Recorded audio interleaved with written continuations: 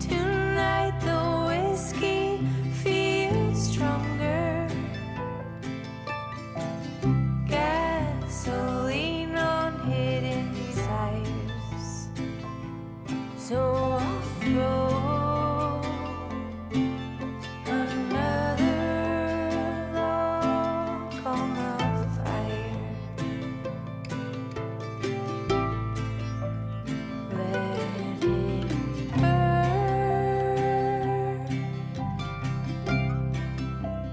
Let it burn.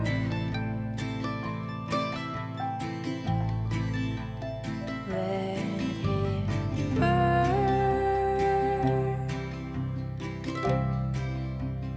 Let it burn.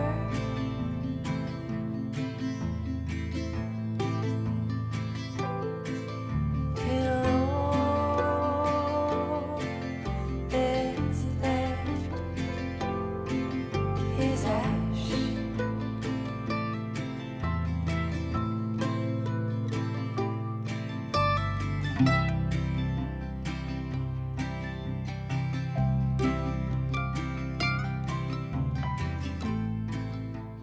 Et coucou YouTube, j'espère que vous allez bien. Je vous retrouve en ce début du mois d'octobre avec ma petite bouillotte autour du cou parce que j'ai mal au dos, au cervical plus particulièrement depuis hier soir, et il ne fait pas chaud cet après-midi.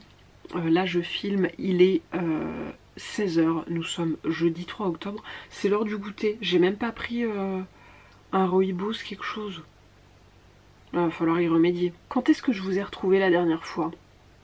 Et bien courant septembre, je vous avais programmé un mini vlog le temps de ma déconnexion. Donc j'ai lu vos commentaires à notre retour. Retour puisque je ne l'avais pas mentionné en amont, mais nous sommes partis en voyage au Québec pendant 2 semaines. Mon amoureux m'a offert ce superbe voyage. C'était fabuleux.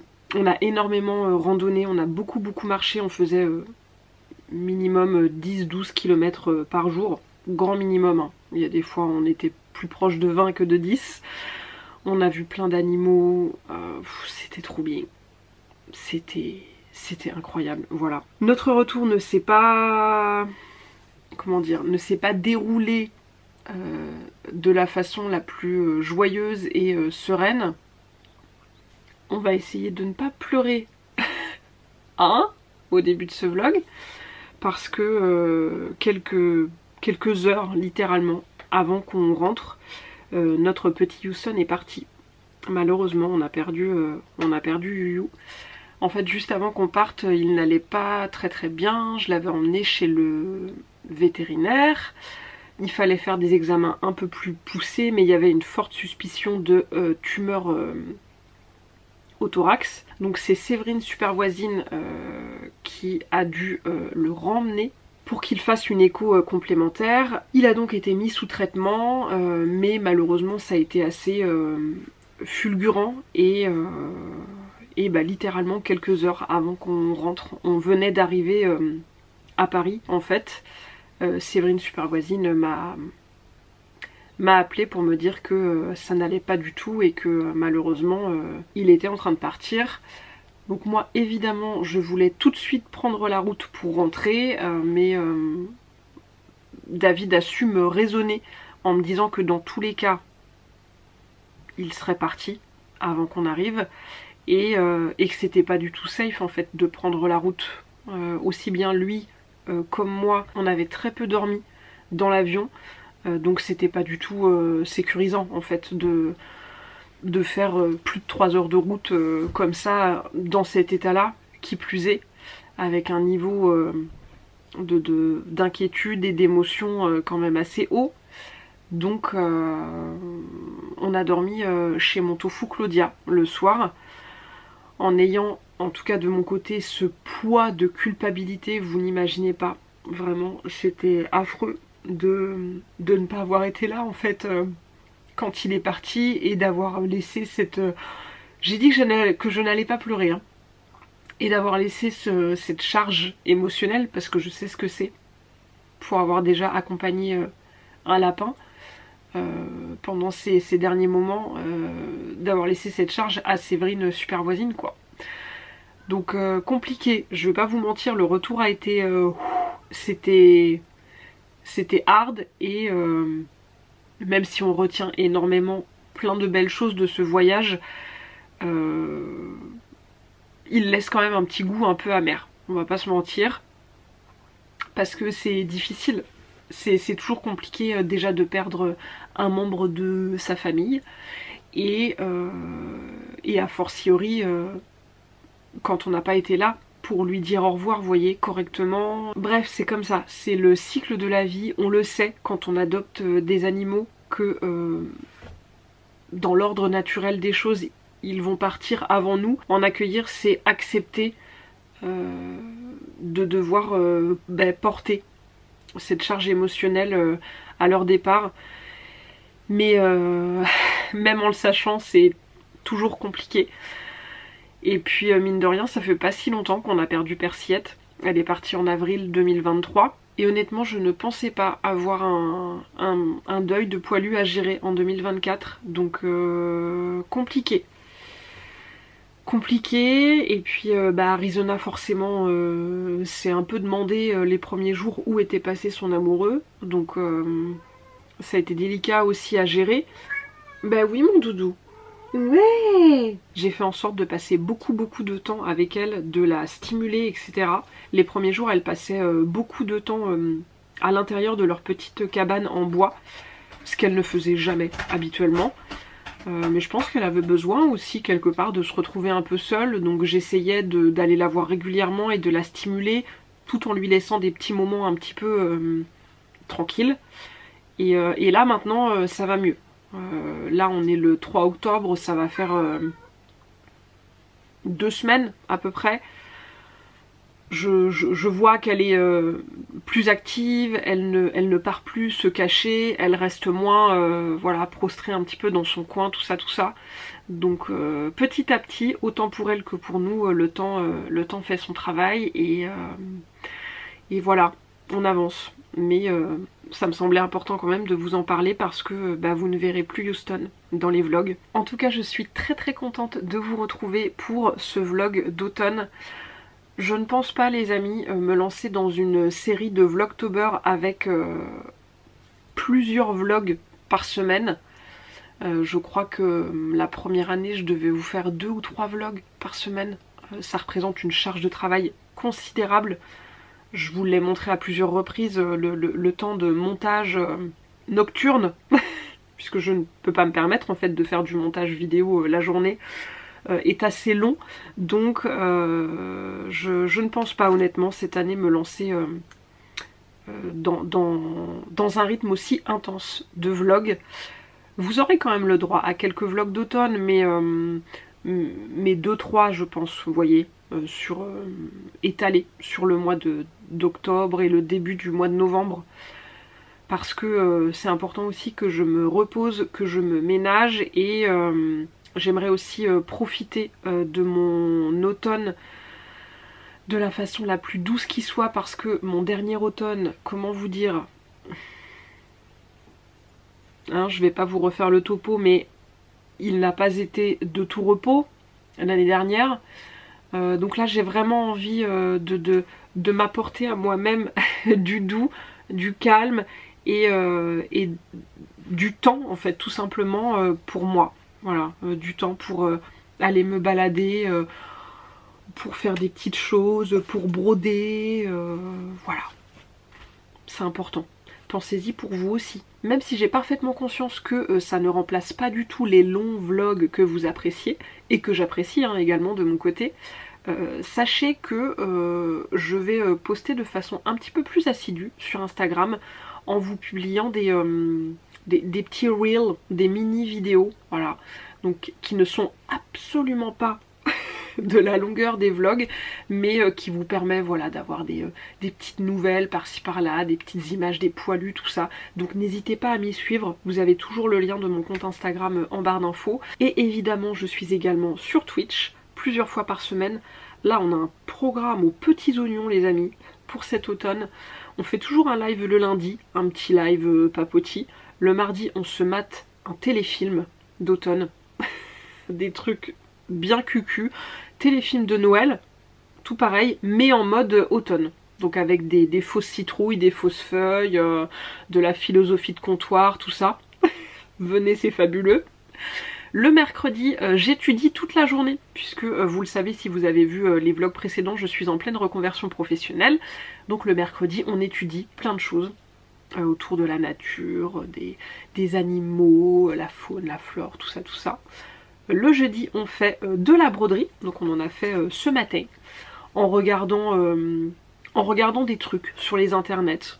Ça peut être des documentaires, ça peut être des vlogs sur YouTube, que sais-je. Et le vendredi, on fait une activité créative. Donc demain, si tout va bien, puisqu'il faut que je prenne le temps quand même d'aller chercher des petites choses autour de la maison, on va faire une couronne d'automne. Avec voilà, des petits matériaux naturels, tout ça, ça va être chouette. J'ai plein d'idées d'activités créatives pour les vendredis doigts, qui sont donc les lives créatifs du vendredi sur Twitch. Donc encore une fois, n'hésitez pas à nous rejoindre là-bas. Et sachez que si vous n'êtes pas disponible en journée, les replays des lives sont visionnables pendant 2 mois, si je dis pas de bêtises, puisque après, Twitch les supprime. Voilà, ce n'est pas de mon fait. Mais vous avez quand même 2 mois, ce qui est un laps de temps correct pour mater les replays qui vous intéressent. Enfin, les replays des lives qui vous intéressent. Voilà. Qu'est-ce que c'est que ce toutou? T'es fou.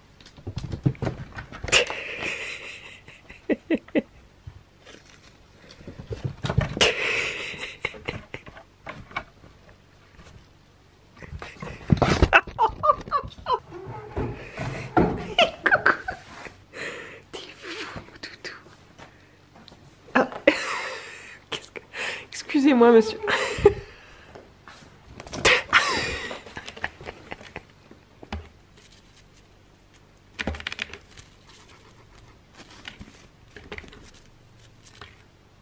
Ça y est, t'es fatigué?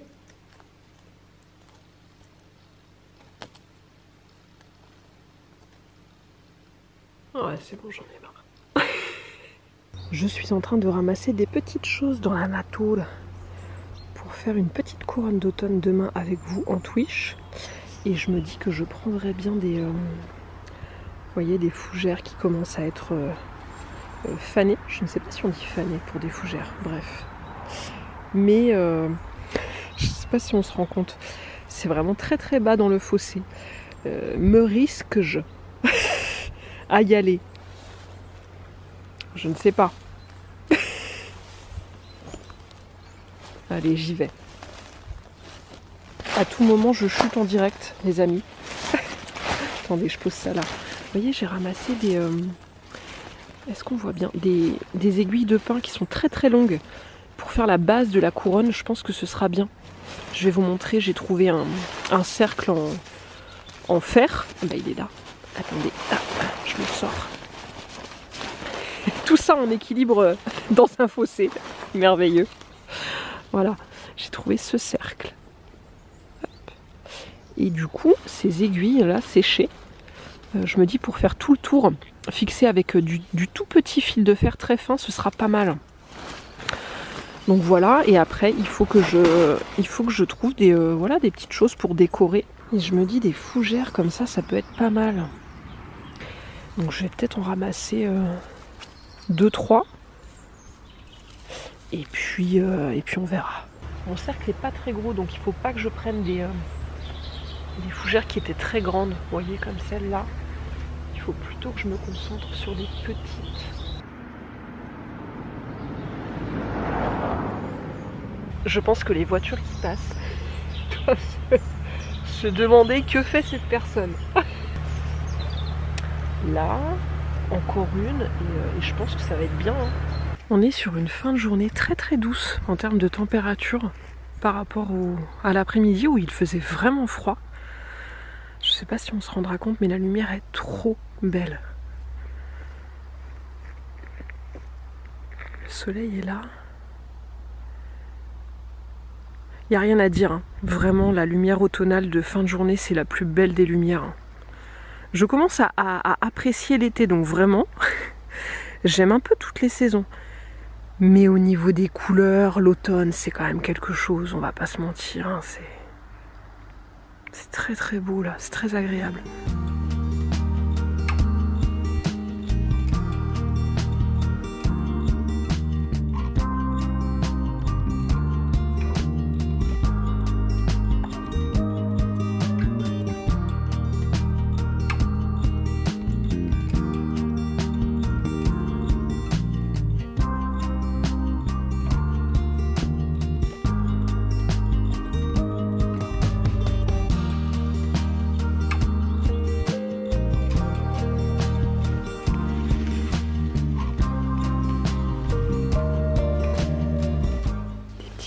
Comme ça, je pense que ça peut être chouette aussi.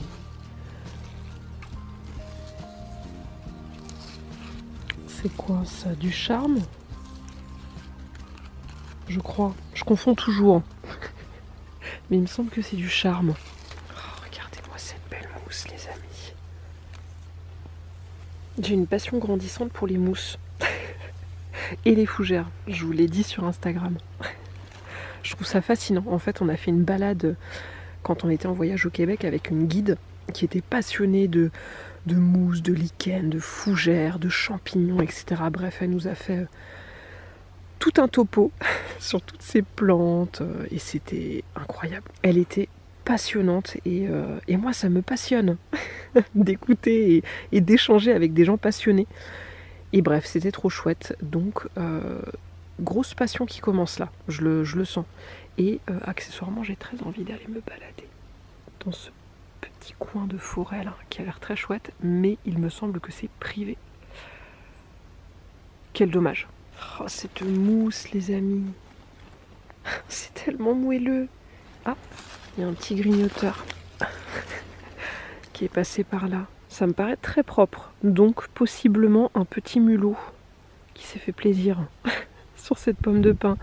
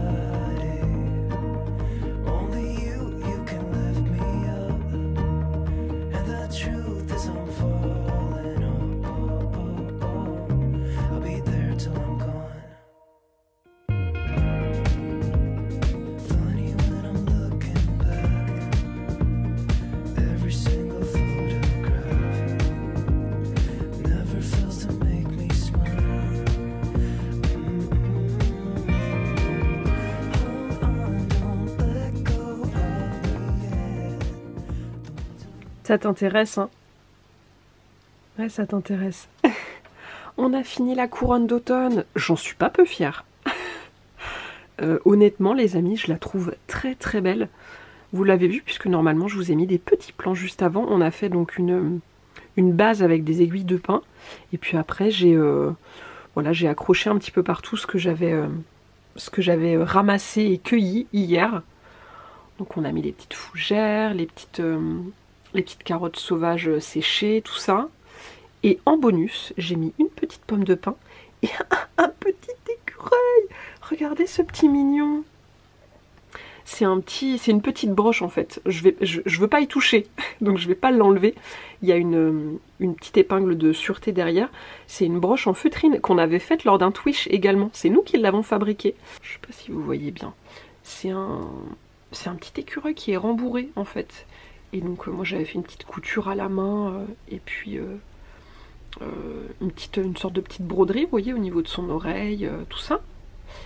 Et il est bien en fait. Il était fait pour, il était fait pour cette couronne. Voilà. J'aime beaucoup. Je ne sais pas encore où je vais l'accrocher, je vous montrerai. Mais j'aime beaucoup le rendu. C'est très chouette. Je vous la montre en place. J'ai un petit peu raccourci la petite ficelle en jute. Il y avait déjà un petit trou dans ce mur. Donc c'était parfait. J'ai remis un petit clou. J'ai raccourci la ficelle et là elle est bien. Elle est bien. Écoutez, je suis très fière de moi. C'est important d'être fière de soi-même. Hein. N'oubliez pas. Elle est très jolie. Cette couronne est très très réussie. Je ne sais pas si elle tiendra bien dans le temps, mais je pense, hein, parce que la plupart des petits feuillages, tout ça, sont déjà séchés en fait. Il y a juste les petites feuilles de charme qui n'étaient pas encore tout à fait sèches, mais je pense que ça devrait bien tenir. Et comme j'ai dit sur Twitch, j'espère que la structure vraiment de base, là on la voit bien, en aiguille de pin, tiendra bien. Comme ça je la laisserai en fait telle qu'elle. J'enlèverai simplement tout le décorum autour, et puis je pourrais réutiliser la structure de base pour faire une couronne de Noël. Hein, en mettant du hou, tout ça, ça va être bien. On fera évidemment ça ensemble, bien sûr.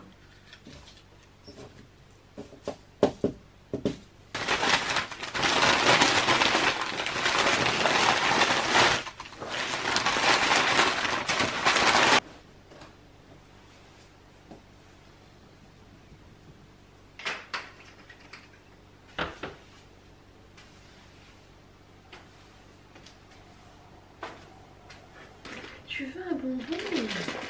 Ah ouais. Viens. Ouais. Oh, ça c'est bien.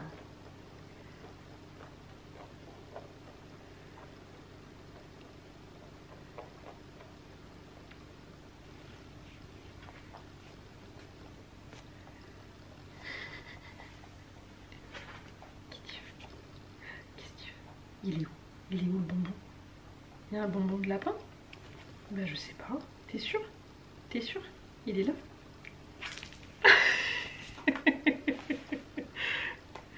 Nounette!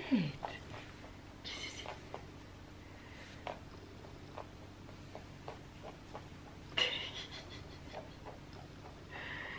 Oh.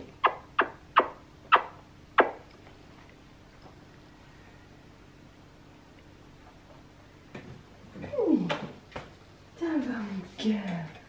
Ouais. On va faire le vaccin? Bah oui. Doudou. On revient à la maison après. Ton petit carnet de santé. C'est dur les amis. J'ai bien envie de faire une sieste. Je vais pas vous mentir. Mais il est 17 h. C'est un petit peu tard pour une sieste. Après je vais être complètement décalée, vous voyez.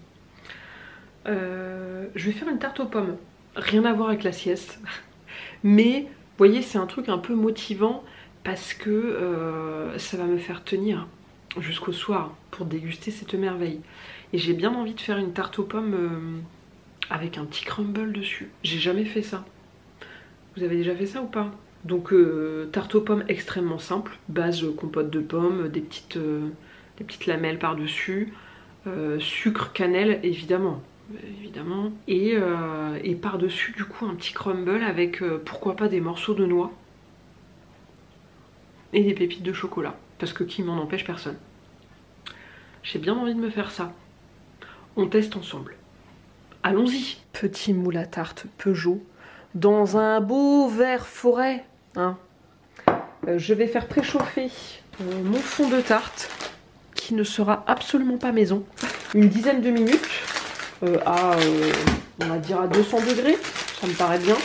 Oh bah oui, mais si je fais des bêtises, là on va pas s'en sortir. J'aurais dû attendre un petit peu en fait avant de la dérouler, puisque là elle est très froide. C'est pour ça que ça a tout cassé là. Bravo hein.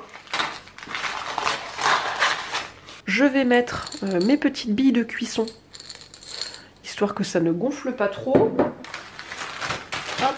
On pense à bien mettre un papier sulfu entre la pâte et les billes, que vous pouvez réutiliser pour la même chose après. Hein. Des haricots secs, ça fonctionne très bien. C'est juste que moi, j'ai ça dans mes placards, mais n'en achetez pas exprès, quoi. Pour mes petites pommes, j'ai bien envie d'utiliser mon coupe lanière KitchenAid. Encore une fois, vraiment pas besoin de cet ustensile pour faire une tarte aux pommes, mais il se trouve que moi je l'ai à la maison. Donc ça fait longtemps que je ne l'ai pas utilisé, donc ça me fait plaisir de le ressortir. Faut juste que je me souvienne de comment monter le truc. C'est pas très compliqué, mais comme dit, ça fait longtemps que je m'en suis pas servi, donc je ne sais plus trop. Hein? Ouais mais attends, c'est pas ça que je veux faire en fait. Alors c'est très beau hein, mais c'est pas ça que je veux faire en fait. Je me suis trompée d'accessoire. Quel boulet. Ben c'est pas grave, écoutez, on va faire un lasagne de pommes en tarte. Parce que flemme d'aller chercher un autre accessoire, d'accord. De toute façon, il y aura le crumble au-dessus. Donc elle n'a pas besoin d'être jolie, vous voyez, avec comment dire, les petites tranches de pommes bien alignées, tout ça. Restons là-dessus, si vous le voulez bien. Parce que flemme. Flemme. Quel boulet. Après, ça marche bien, hein, pour faire des lasagnes. Le trognon est là. Il est là, il est là. Bon, continuons.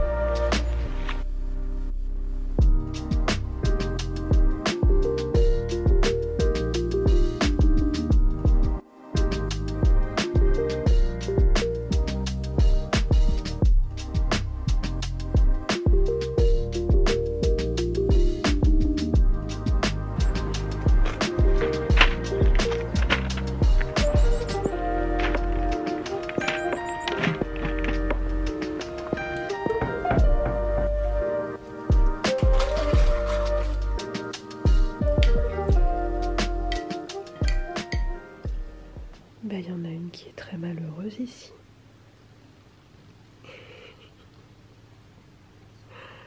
Coucou ma chérie.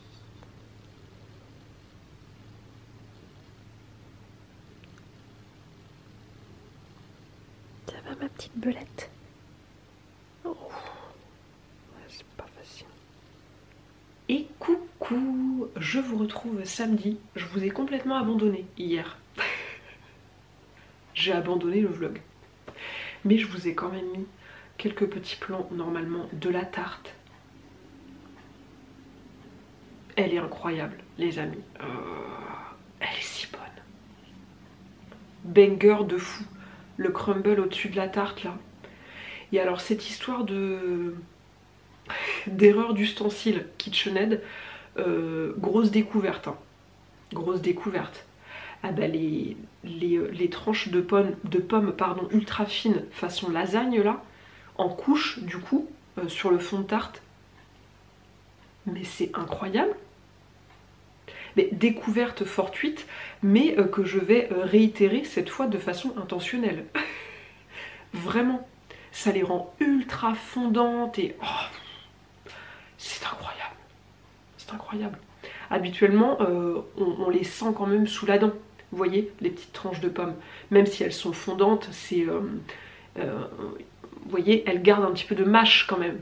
Alors que là, vu qu'elles sont ultra fines, elles deviennent ultra fondantes à la cuisson et vraiment, j'en bave. Alors qu'on sort de table. Non, vraiment, banger, banger. Je vous ai remis les proportions normalement en barre d'infos. J'y suis allée complètement au pifomètre pour le crumble et en fait c'était genre parfait pour la circonférence de la tarte. Incroyable. J'ai fait 100 grammes, 100 grammes des 3 ingrédients, farine, sucre et beurre. Voilà. J'espère que vous entendez pas trop enfin que vous ne serez pas trop gêné par le bruit de fond. On est sur la dernière tonte de pelouse de l'année. Je voulais vous faire un petit topo sur la fourche.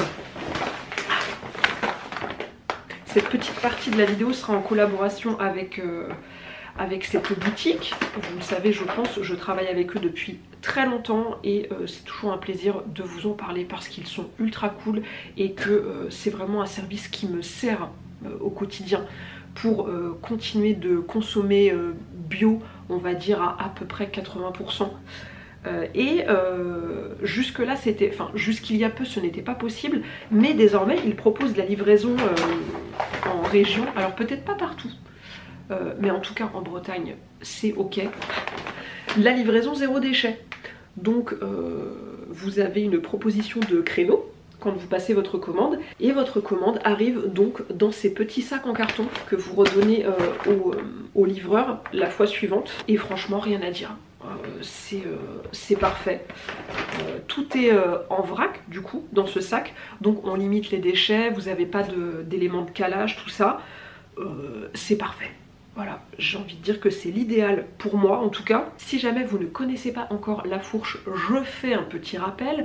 C'est comme un grand magasin bio, mais en ligne. Vous avez essentiellement de l'alimentation, mais pas que, avec des prix qui en tout cas de mon côté sont bien plus intéressants que ceux pratiqués en magasin bio, parce que soutenir les magasins physiques c'est important évidemment, mais aujourd'hui il y a quand même une majorité de gens qui ne peuvent absolument pas se permettre d'aller faire les courses en magasin bio. Je passe à peu près une commande par mois et grosso modo je prends tous nos basiques à la maison hors frais, puisque le frais n'est pas encore disponible en région. Bientôt, on espère, on croise les doigts. Donc par exemple, je vous montre la commande que j'ai faite il y a quelques jours. J'ai pris du lait de coco en petites briquettes comme ça, que j'utilise énormément quand je fais des veloutés. Juste avant le mixage, une fois que mes légumes sont cuits avec le bouillon, tout ça, je rajoute du lait de coco, je mixe et ça donne tout de suite un côté très très crémeux. Habituellement, j'utilise des conserves, pardon, je vais y arriver, de lait de coco de 400 ml, mais ça fait beaucoup. Donc à chaque fois, il m'en reste une moitié que j'ai la flemme de congeler, vous savez, dans des gros bacs à glaçons. Donc je le laisse un peu au frigo, mais du coup ça m'oblige à l'utiliser dans une autre préparation pour ne pas le perdre. et j'ai trouvé du coup sur La Fourche ces petites briquettes de la marque Bonne Terre qui font 20 centilitres. Donc ça c'est vraiment la contenance parfaite pour les petits veloutés. Il y en a encore un troisième pack ici d'ailleurs. Donc là c'est bon, là je suis parée pour une partie, parce qu'on mange beaucoup de soupe, une partie du mois d'octobre. J'ai aussi pris dans le même genre des petites briques de crème de soja. C'est toujours utile, c'est clairement un gros basique encore une fois à la maison, j'en ai toujours dans les placards. Je viens de vous en parler du lait de coco, donc en grosse conserve de 400 ml, parce que quand je fais des plats avec du curry, de la mangue, tout ça, c'est toujours bien d'avoir des gros formats. Une conserve de petits pois carottes, d'ailleurs je ne l'ai pas précisé mais c'était aussi le cas pour le lait de coco. Donc ça ce sont des produits qui sont sous la marque en propre La Fourche. La Fourche lance de plus en plus de produits sous sa propre marque et c'est encore plus intéressant parce que les prix sont encore plus bas. Évidemment, hein. On est sur une fabrication en direct, donc on diminue les intermédiaires, tout ça, vous avez compris. Et ce sont d'excellents produits. Vraiment, à chaque fois que j'en teste, je suis pas du tout déçue. C'est aussi le cas du café. Ça, c'est notre basique. Ça doit faire le, je sais plus, 4e ou 5e paquet qu'on achète. Le café doux moulu, 100% Arabica, donc sous la marque La Fourche. Nous ne sommes pas des puristes, hein. On est juste des buveurs de café, mais vous voyez, on n'a pas des goûts de luxe en la matière. Donc honnêtement, celui-ci nous convient très bien, on le trouve très bon, voilà. Certifié commerce équitable, origine Pérou, dispo dans ce grand format de 500 grammes, c'est parfait. Restons dans les boissons chaudes, j'ai repris des petits filtratés de la marque Les Jardins de Gaïa. Idem, ce sont des basiques à la maison. J'ai des infuseurs en inox. Vous les avez déjà vus plein de fois je pense dans les vlogs. Mais parfois pour les rooibos qui sont vraiment très très fins, ou pour les fonds de paquets de thé qui ont tendance à être un petit peu plus mietteux, ça ne se dit pas mais je suis sûre que vous comprenez mon propos. Et ben j'utilise des petits sachets. Et je crois qu'aucune autre marque ne propose de sachets comme ça en papier végétal, non blanchi, sans colle, etc. En dehors de la marque Les Jardins de Gaïa, qui est une excellente marque. Donc je prends toujours des paquets chez eux. Il y en a 100 dedans, donc ça nous fait un petit moment, puisque comme dit on les utilise pas à chaque fois. Normalement on utilise des infuseurs classiques que je lave donc au quotidien. Un petit bocal de pesto vert dans la marque en propre La Fourche, qui est vegan, oui j'ai eu un doute mais tout à fait, il est 100% végétal. Le pesto vert, est-ce que c'est pas un peu un basique? Moi je crois que si. J'ai découvert le pesto dans un velouté. Brocoli, pesto vert, une petite cuillère à soupe de purée de noix de cajou en fin de cuisson avant le mixage. Bah c'est incroyable. Pour finir avec l'alimentaire, une bouteille d'huile de tournesol. Pareil, un basique, on en a toujours à la maison. C'est l'huile qu'on utilise le plus au quotidien dans les gâteaux, pour la cuisson, tout ça, tout ça. Et hors alimentaire, j'ai pris un savon pour les mains de la marque Coslis à la pomme. Voilà, alors je crois qu'il y a du sodium cocosulfate dedans. Attendez. Oui, sodium cocosulfate. Mais bon, pour la cuisine, ça passe. Voilà pour cette petite commande. La Fourche. Donc je conserve ces petits sacs. Je les mets de côté et je les redonnerai au livreur quand il m'apportera ma prochaine commande. Vous avez compris? Non, c'est bien rodé. C'est bien rodé. Je suis très très contente que La Fourche ait étendu cette livraison zéro déchet hors Paris. Parce que vraiment, je trouve ça trop cool. On a moins de déchets, de calage, etc. On n'a pas de carton à emmener à la déchetterie. Vous-même, vous savez. Donc c'est très bien. C'est très bien, c'est très bien. Je vous rappelle, les amis, que si vous avez envie de tester le concept de La Fourche, vous avez 20 € de réduction sur votre adhésion annuelle. J'aurais dû commencer par ça. Je ne l'ai pas dit au début. Que vous pouviez profiter des prix avantageux sur La Fourche.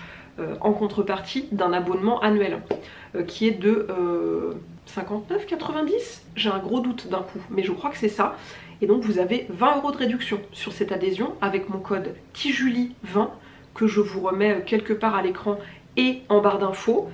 Vous pouvez bénéficier de l'adhésion gratuite si vous cochez certains critères. Je vous remettrai le lien en barre d'infos pour que vous puissiez aller checker tout ça. Mais par exemple, si vous êtes étudiante, bénéficiaire du Crous, vous avez l'adhésion gratuite. Si votre quotient familial est inférieur à 800, idem, vous avez l'adhésion gratuite. Il vous suffit simplement, je crois, de leur envoyer un petit mail avec le justificatif. Et vraiment, ça se fait ultra facilement. Je sais que vous êtes énormément à en profiter et ça ne pose aucun problème. Donc vraiment, les amis, si vous êtes dans les clous pour profiter de cet abonnement annuel, allez-y. Ce serait dommage de vous en priver là. Vous avez vu ma petite déco derrière? Je vous la montre de plus près ou pas? Est-ce qu'on fait ça dans ce vlog? Je fais les questions et les réponses puisqu'évidemment, vous n'allez pas me répondre en direct. Non mais allez, on fait un petit tour vite fait. Venez. Je vous fais un petit plan global. Bah, cette cuisine sent bon l'automne, hein. On peut pas dire le contraire. On commence par l'étagère à mugs. Que j'ai moins chargé que l'année dernière. Est-ce que vous êtes à peu près droit? Attendez, parce que bon, il s'agirait de ne pas vous donner envie de vomir. Donc oui, je disais, je l'ai moins chargé que l'année dernière. J'ai mis vraiment mes mugs préférés. Il n'y a pas l'intégralité de mes mugs d'automne sur cette étagère, mais je la trouve bien comme ça. C'est un petit peu moins chargé et voilà, j'ai mis un petit peu de décoration, tout ça. Tout en haut, 3 mugs Caro Froid Moodland, un mug Anthropologie, un petit mug champignon que j'avais acheté sur je ne sais plus quelle boutique. Je retrouve pas le nom, j'essayerai de vous remettre un lien en barre d'infos. Un petit mug vintage, soupe aux champignons, mini maki Anthropologie, Truffaut, le petit mug écureuil là, qui est incroyable. Miss Fauvine. Ça, c'est un cadeau de Séverine Super Voisine qu'elle avait pris sur la boutique Le Jardin de Mademoiselle. Le mug citrouille à côté, c'est un cadeau de Laura Vegan Power. Et le mug animaux à côté, il est incroyable. Je vous l'avais montré l'année dernière, je l'ai trouvé dans une petite boutique de Dinan. Et voilà pour les mugs. Vous voyez, j'ai mis des petites décorations, des petites citrouilles, tout ça. Mais c'est beau, écoutez, j'aime bien, c'est joli. Dans ce petit coin là-bas, j'ai laissé ma théière papayou. Évidemment, elle a toute sa place dans la déco d'automne. J'ai mis à côté la théière Le Creuset, dont on se sert quasiment tous les soirs.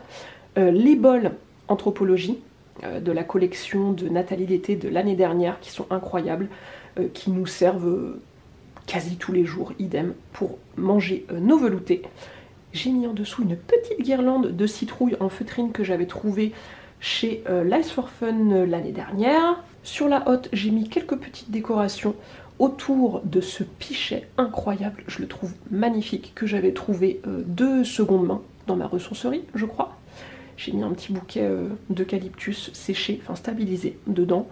Et puis voilà, autour, j'ai mis un photophore citrouille très démoniaque que j'avais trouvé chez Action l'année dernière. Je crois qu'il y en avait aussi cette année. Et puis voilà, des petites pommes de pin, des citrouilles. Ce petit renard très très kiki sur sa citrouille, je l'ai trouvé chez Action cette année. Si jamais, il y avait d'autres modèles, il y avait aussi un petit écureuil, je crois, et une chouette. Vous voyez, je suis très raisonnable, j'ai juste pris le renard. Et sur ce meuble haut, j'ai mis une affiche de Caro Froid Moodland, un petit gnome d'automne très très kiki, une énorme citrouille en tissu que l'une d'entre vous m'a fabriqué l'année dernière. Si tu passes par ici, je te fais un gros bisou. Et un petit champi. Voilà. Écoutez, je suis très satisfaite de cette décoration de cuisine. Il n'y en a pas partout, c'est les seuls endroits qui sont décorés. Mais c'est très bien.